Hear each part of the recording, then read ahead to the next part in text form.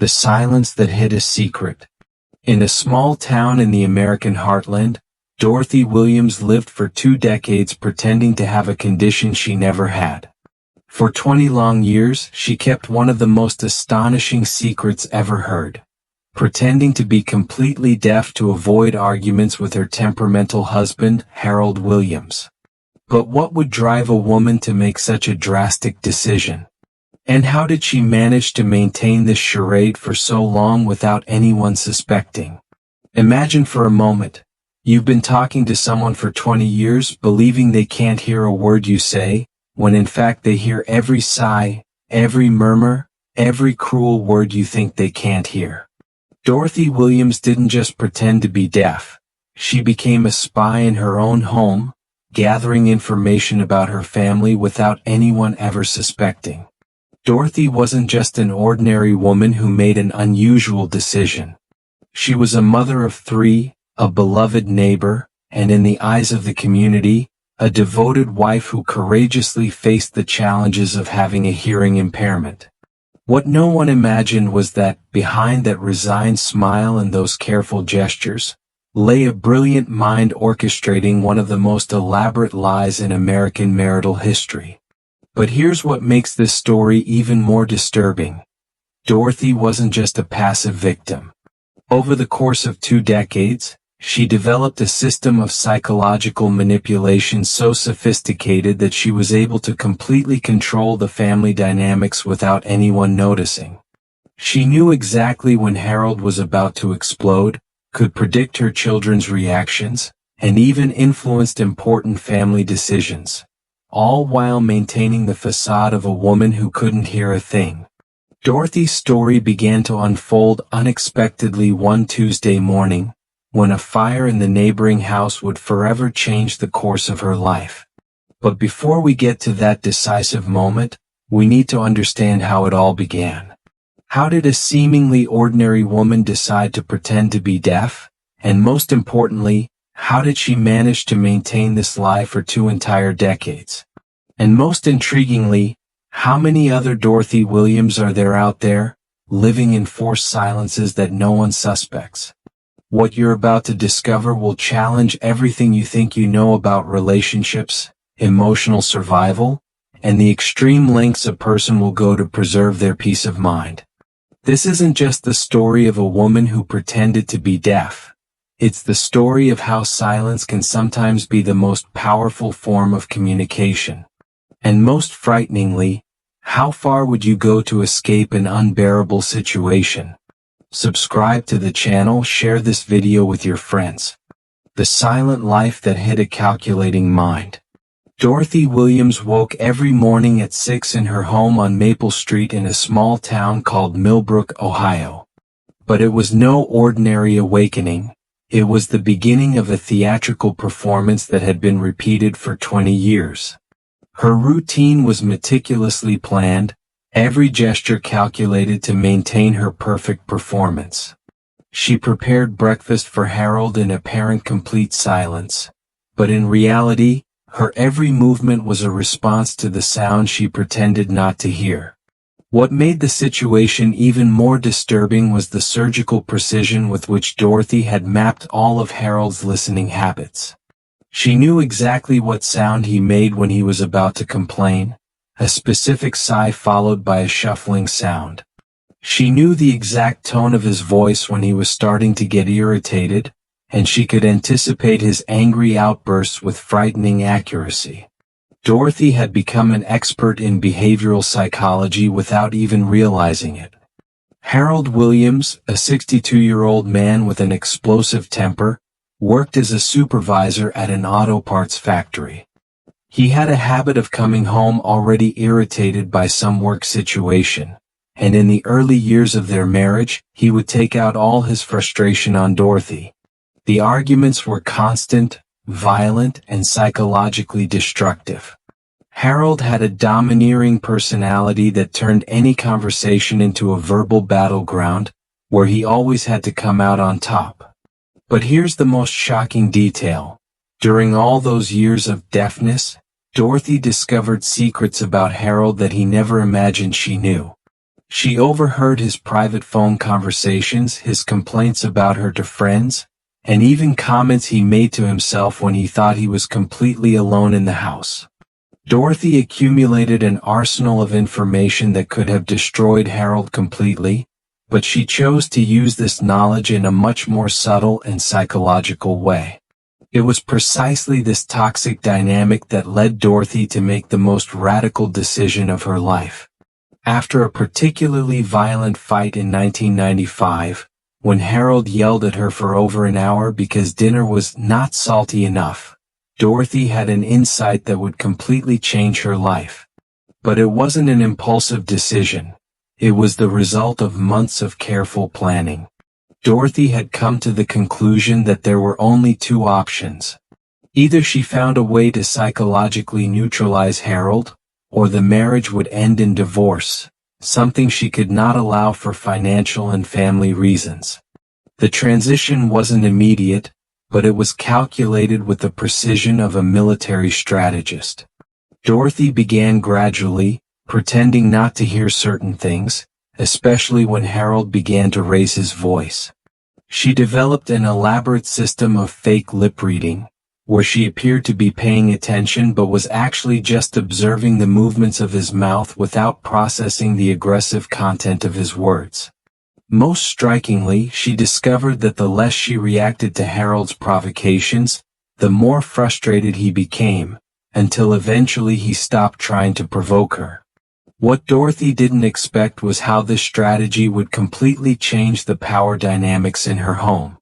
Harold, who had previously dominated every conversation through intimidation and loudness, now found himself talking to a wall. And gradually, without realizing it, he began to modify his own behavior, becoming less aggressive simply because he no longer received the emotional feedback that fueled his anger. The art of staging that bordered on genius.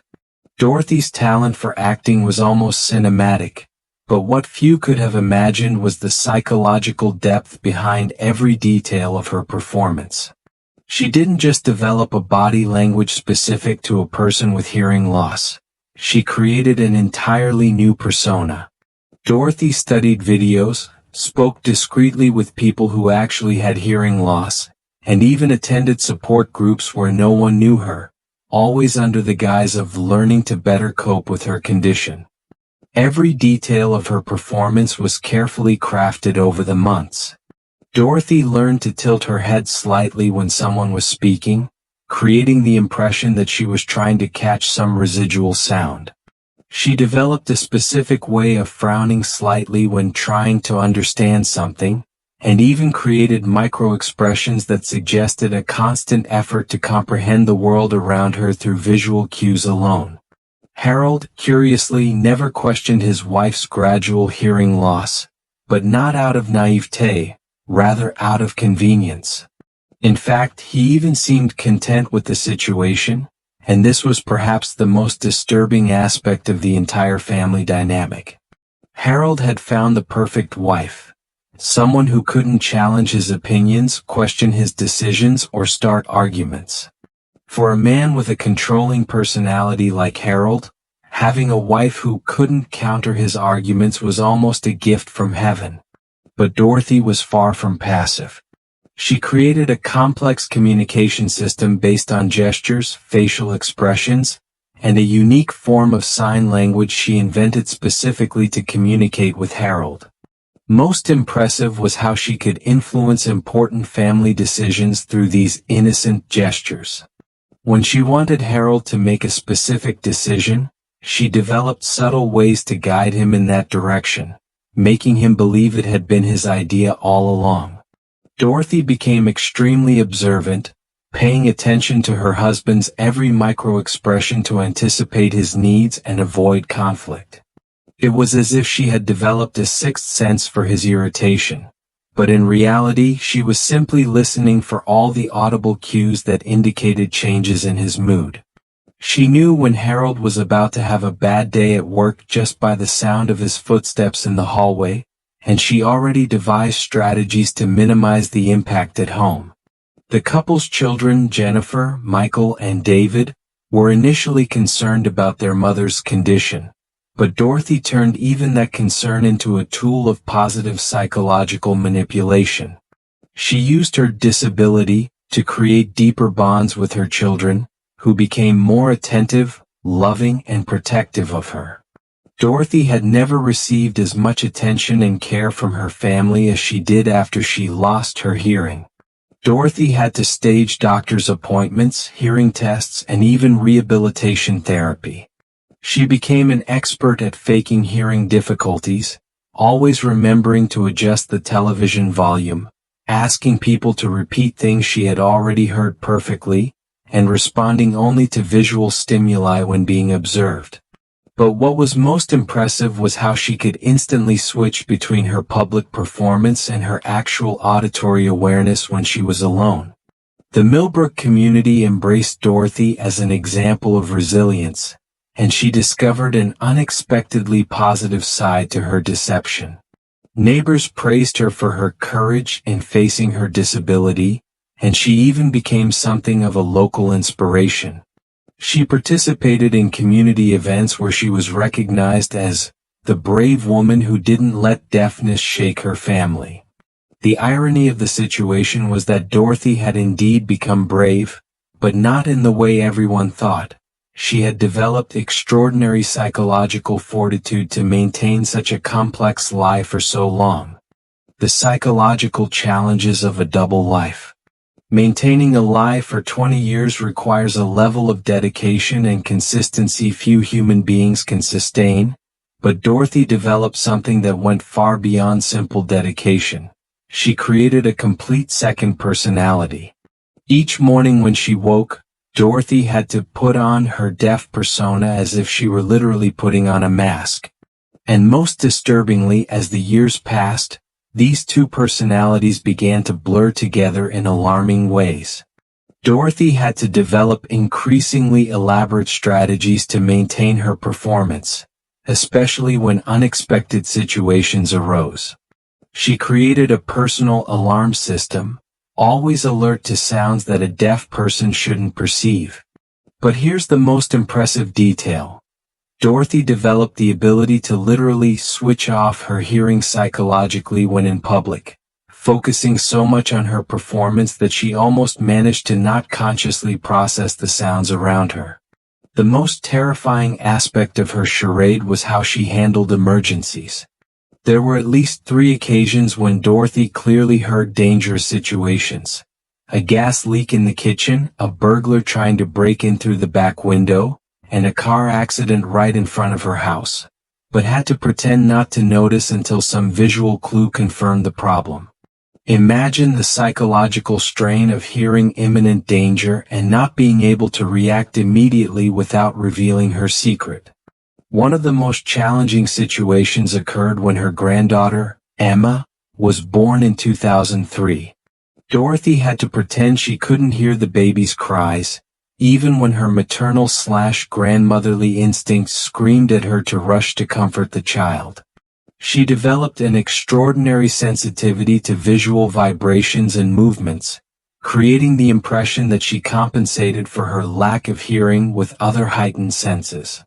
But internally, Dorothy was falling apart every time she heard Emma crying and couldn't respond immediately. Dorothy also faced the most complex challenge of all: maintaining her sanity. Living in a world where you hear everything but have to pretend you don't hear anything has devastating psychological consequences. Dorothy began developing symptoms she couldn't explain: chronic insomnia, constant anxiety, and episodes of dissociation where she genuinely couldn't tell if she was hearing something or just imagining it.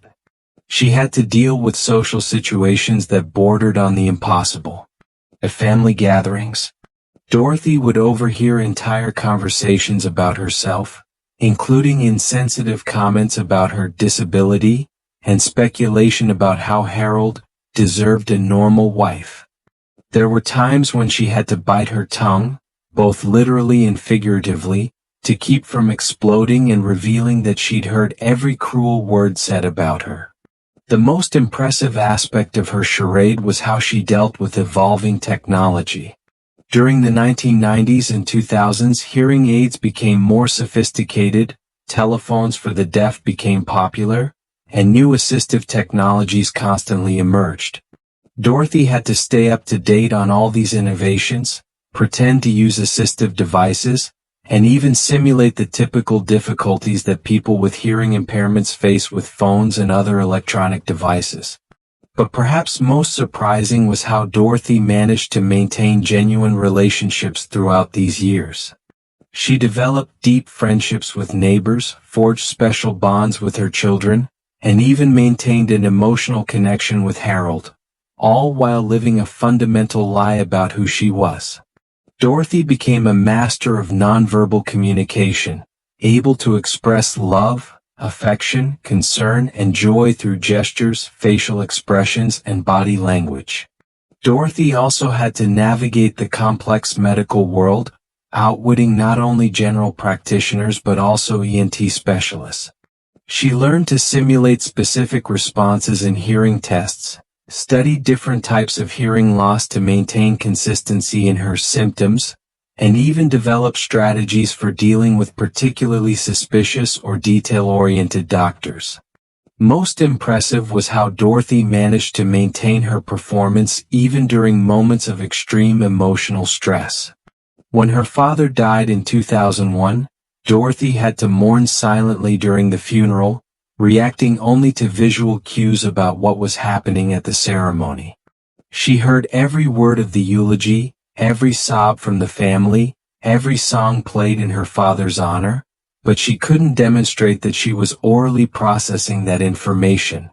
Blood-chilling moments of near discovery.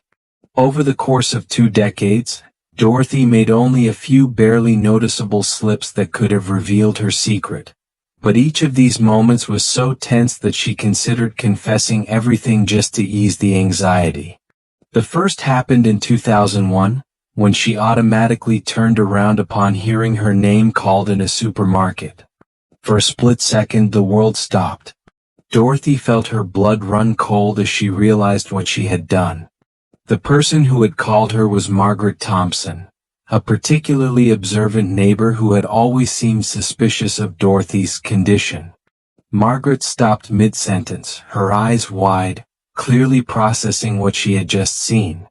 Dorothy, with the mental speed of someone who had trained for emergencies for years, quickly gestured as if she had merely noticed a peripheral movement and pointed at Margaret with an expression of staged surprise. "Oh, Margaret, I didn't see you there," Dorothy said, using the slightly high, articulate tone that hearing-impaired people often develop. Margaret was silent for what seemed like an eternity, studying Dorothy's face with uncomfortable intensity. Dorothy knew that moment could be the end of everything, but she managed to maintain her composure, explaining with gestures and carefully articulated words that she had noticed her movement. The second incident was even more dangerous and occurred in 2007, during a family barbecue that would become one of the most tense moments of Dorothy's life. Her brother-in-law, Robert, was telling a particularly funny joke, and Dorothy, who had her back to the group arranging some dishes on the table, automatically laughed at the funniest part of the story. The silence that followed was deafening in a way unlike anything Dorothy had ever experienced. When she turned around, all the family members were looking at her with expressions ranging from confusion to suspicion. Harold, Jennifer, Michael, David, and several other relatives were all staring at her. Dorothy felt as if the world were crumbling around her, but her mind worked with the precision of a machine. In a matter of seconds, she came up with a brilliant explanation. She gestured excitedly, pointed to Robert, and explained that she had seen his facial expression in the reflection of the kitchen window and assumed he had told her something funny. "You know how Robert gets when he tells his jokes," she said, laughing and making exaggerated gestures that mimicked her brother-in-law's typical facial expressions. The family laughed nervously, but Dorothy noticed Jennifer continued to look at her thoughtfully.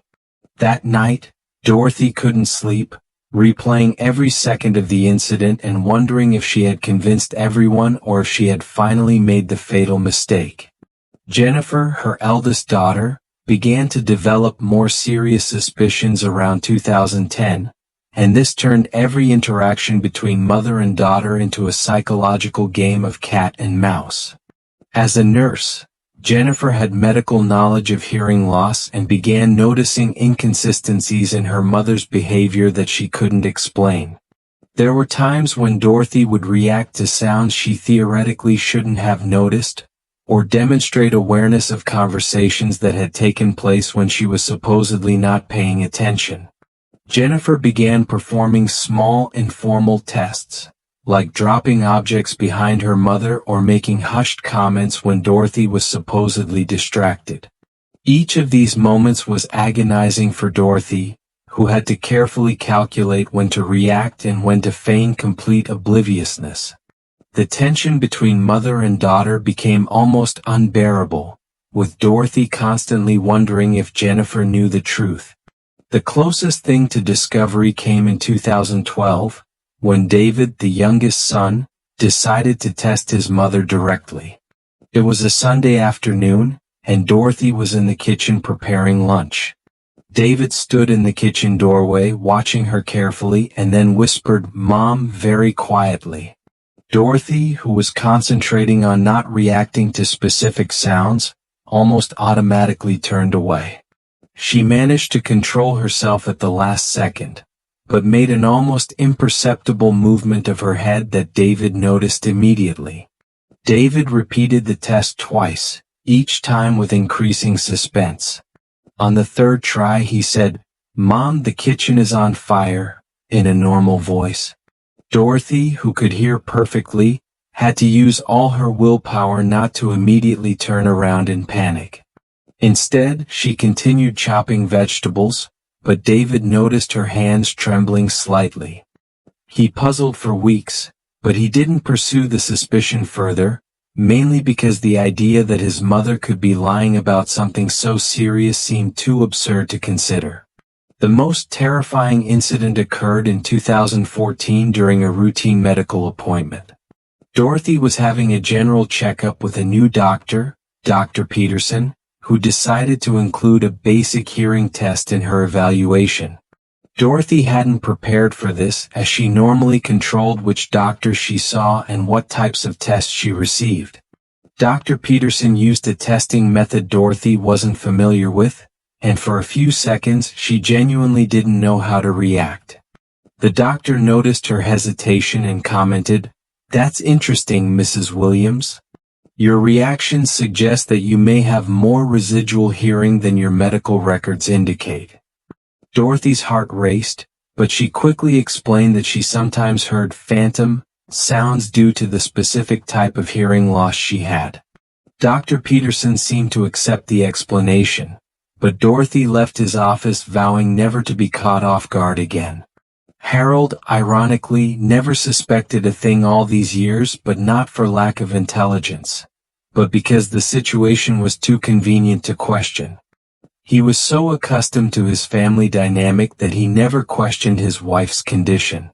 In fact, Harold even defended Dorothy when some in the community commented on her surprisingly good recovery for someone with a severe hearing impairment. For Harold, having a wife who couldn't challenge his opinions, question his decisions, or start arguments was the perfect marital arrangement. But there were times when even Harold almost discovered the truth by accident. One night, he was watching television and made a sarcastic comment about a politician who was appearing on the news. Dorothy, who was reading a book and not paying attention to his performance, laughed softly at the comment. Harold looked at her in surprise, but Dorothy quickly explained that she was laughing at something she had read in the book.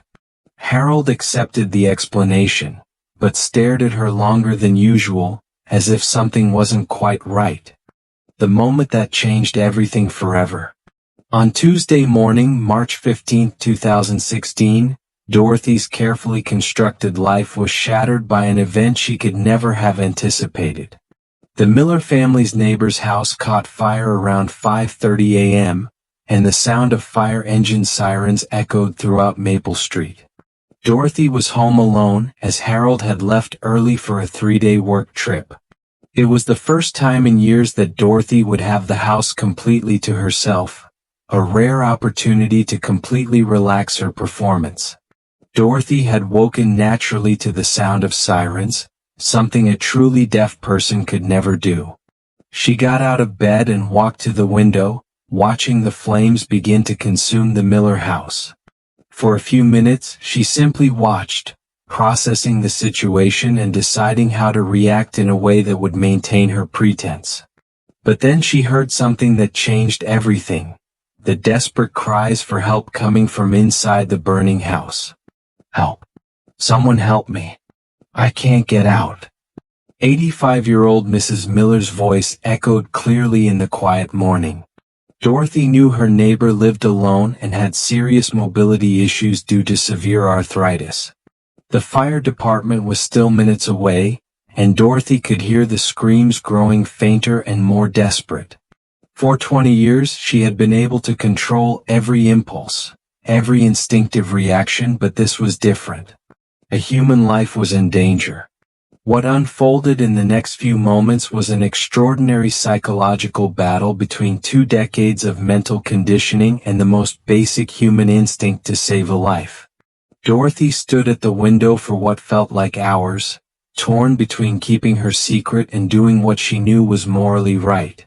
She could hear the screams growing fainter, could see smoke pouring from every window in the house, and knew that every second of hesitation could mean the difference between life and death for Mrs. Miller. Finally, something inside Dorothy snapped. 20 years of restraint, careful performance, denying her own instincts, all of it crumbled in an instant. Without a second thought, Dorothy ran out of the house in her pajamas and slippers, screaming her neighbor's name and running straight into the burning house. She was no longer thinking about her act, her lie, or the consequences of her actions. She was simply being human. "Mrs. Miller, where are you? Follow the sound of my voice." Dorothy screamed as she smashed a side window with a rock from the garden. The smoke was intense, but she could hear Mrs. Miller's faint response coming from what sounded like the back bedroom. Dorothy didn't hesitate. She entered the burning house and followed the cries for help, directing the elderly woman on how to move toward her voice. The rescue lasted only a few minutes, but it was the most intense and revealing period of Dorothy's life. For the first time in 20 years, she was acting purely on instinct, responding to auditory stimuli without filtering her reactions through her deafness. She shouted instructions to Mrs. Miller, responded to her screams, and coordinated the entire rescue through purely verbal communication. It was as if Dorothy had returned to her former self after 2 decades of emotional hibernation. When Dorothy finally emerged from the house, carrying Mrs. Miller to safety, the reality of her situation hit like a tsunami. Several people from the neighborhood were present, including Jennifer, her daughter, who had arrived after hearing about the fire on the radio at the hospital where she worked. They had all witnessed Dorothy responding clearly to sounds and commands that a deaf person could never have perceived. The silence that followed was unlike any silence Dorothy had experienced during her performance. This was a silence filled with shock, gradual understanding, and a tension she could physically feel in the air. Jennifer looked at her mother with an expression that mixed relief that she was safe, pride in her heroic act, and a growing understanding that something very fundamental had changed forever in those few minutes.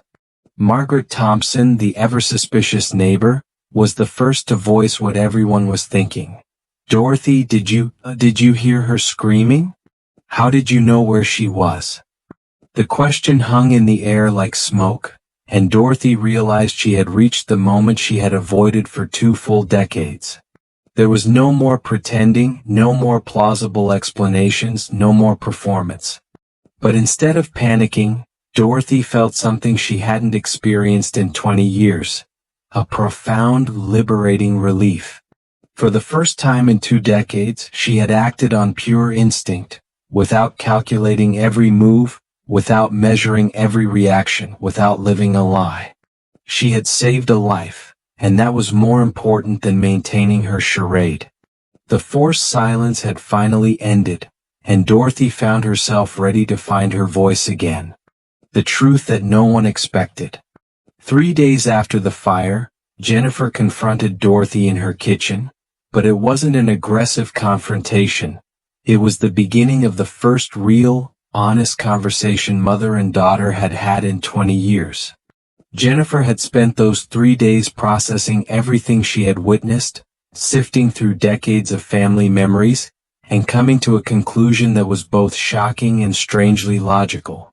"Mom, we need to talk," Jennifer said, sitting down at the kitchen table where she had eaten breakfast throughout her childhood and adolescence.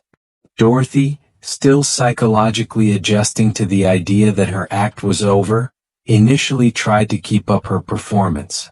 She gestured as if she hadn't fully understood what Jennifer had said, but when she looked into her daughter's determined eyes, she knew the moment of truth had arrived. The confession that followed was liberating in a way Dorothy had never imagined, but it was also terrifying.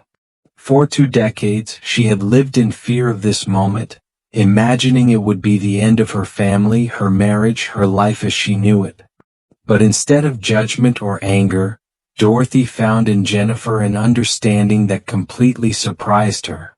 Dorothy told Jennifer about years of constant arguments with Harold, how she had reached the limit of her emotional endurance, and her desperate decision to pretend to be deaf to find peace in her own home. She explained how it had started gradually, how she had developed her performance over the months, and how the lie had gradually become her reality. "Mom, I've suspected for years," Jennifer admitted, taking her mother's hands in hers. "As a nurse, I knew some of your reactions didn't make sense. But I could never imagine why you would do something like that, until now."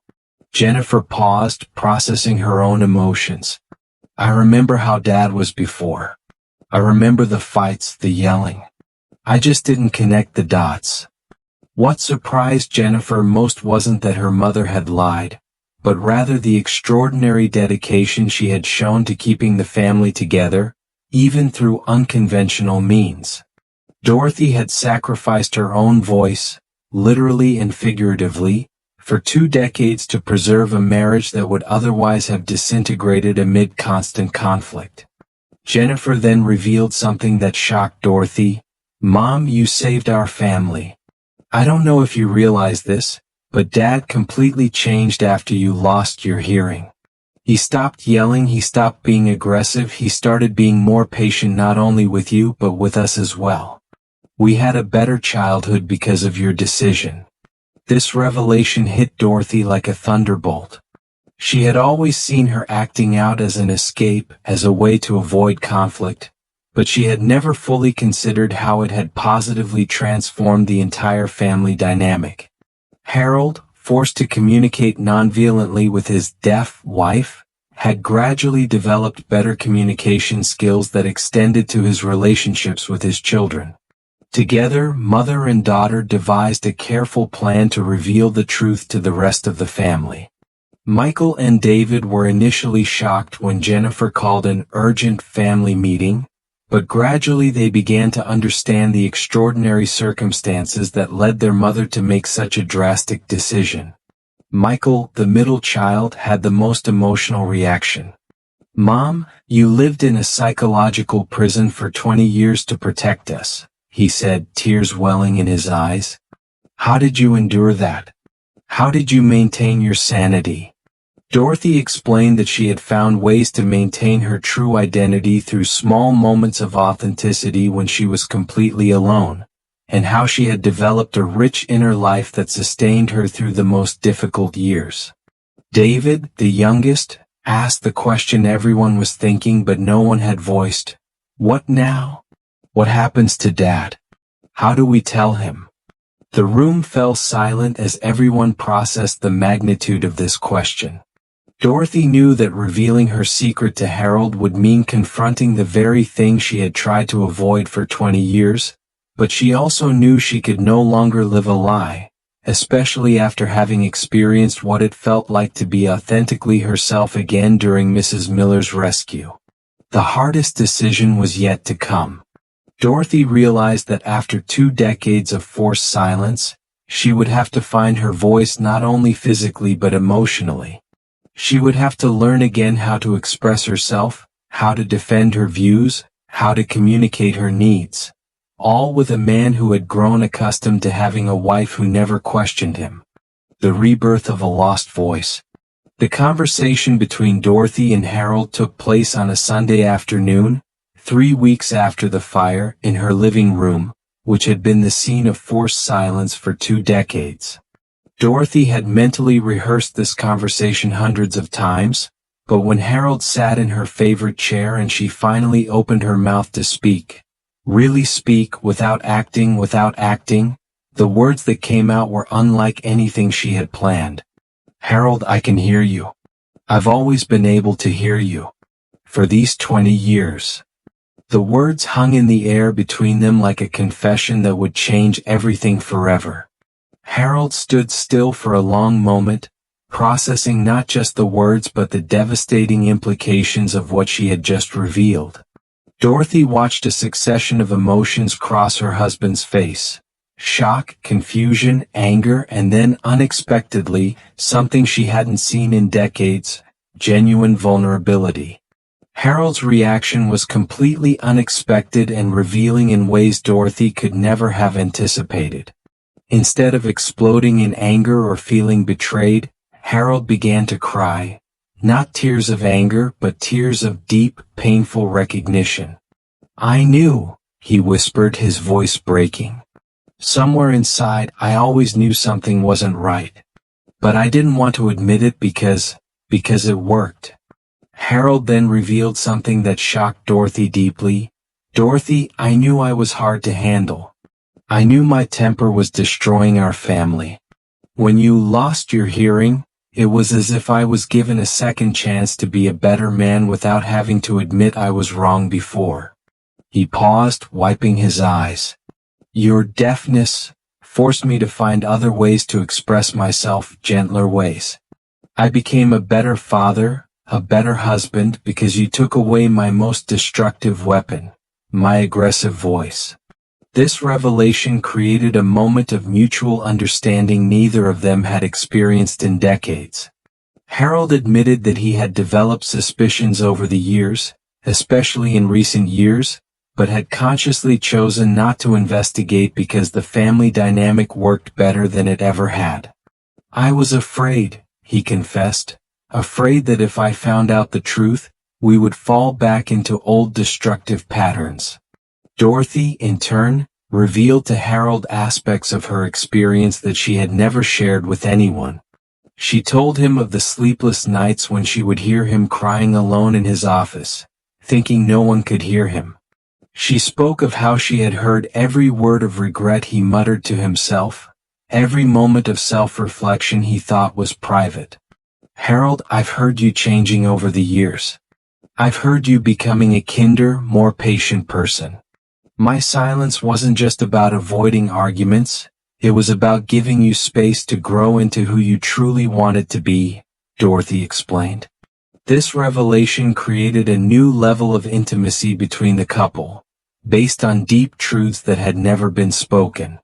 The couple decided to seek marriage counseling for the first time in their 40 years of marriage, but not to solve problems, but to learn how to build a new relationship based on honest communication. At 68 and 72 respectively, Dorothy and Harold began exploring ways of interacting they had never experienced before. Genuine conversations, respectful treatment, and healthy emotional expression. Dorothy Williams's story spread throughout Little Millbrook and eventually gained national attention, but not as a scandal, but as an extraordinary story of family dedication and personal transformation. Dorothy became a symbol not only of sacrifice but also of the need to seek help in toxic relationships before reaching such drastic extremes. Dorothy began speaking at support groups for women in difficult relationships, sharing her unique experience and emphasizing the importance of finding a voice, literally and figuratively, before silence becomes the only option. Her message was powerful. Silence can be a survival tool, but it shouldn't be a permanent way of life. The ending of Dorothy's story isn't a perfect fairy tale, but rather a powerful demonstration that it's never too late to seek truth, authenticity, and healthy communication. She and Harold remained married, but now with a completely new foundation of mutual understanding, genuine respect, and mature love that had been tested in ways few couples ever experience. Dorothy finally found her voice again, not just in the literal sense, but also in the sense of reclaiming her identity, her ability to express herself freely, and her ability to live authentically. At 70, she began a new phase of her life where she could finally be completely herself. An extraordinary woman who had used unconventional methods to save her family and who, in the end, had found a way to transform a desperate lie into a foundation for a deeper, truer love. Mrs. Miller, whom Dorothy had saved from the fire, became one of Dorothy's closest friends. She often said, "Dorothy saved me twice, once from the fire and once by showing me that it's never too late to find our own voice." This friendship symbolized Dorothy's rebirth, a woman who had spent 20 years in enforced silence and who now celebrated every word she could speak freely. Dorothy Williams' story teaches us that sometimes the most extreme methods of emotional survival can paradoxically lead to the discovery of deeper truths about ourselves and our relationships. She proves that it's never too late to find our authentic voice, even after decades of silence. And perhaps most importantly, she shows us that true love can survive even the most elaborate lies, as long as there's a genuine desire to grow and transform. And you, who are watching this story, have you ever found yourself in situations where silence seemed like the only way out? Have you ever considered how far you would go to preserve peace in your home? Dorothy's story challenges us to reflect on the limits we set for ourselves and on the transformative power of honest communication, even when it comes too late. What lessons from Dorothy Williams' life resonate most deeply with you? Tell us in the comments below which aspect of this extraordinary story touched your heart most. Thanks for watching. Subscribe to the channel and share this video with your friends.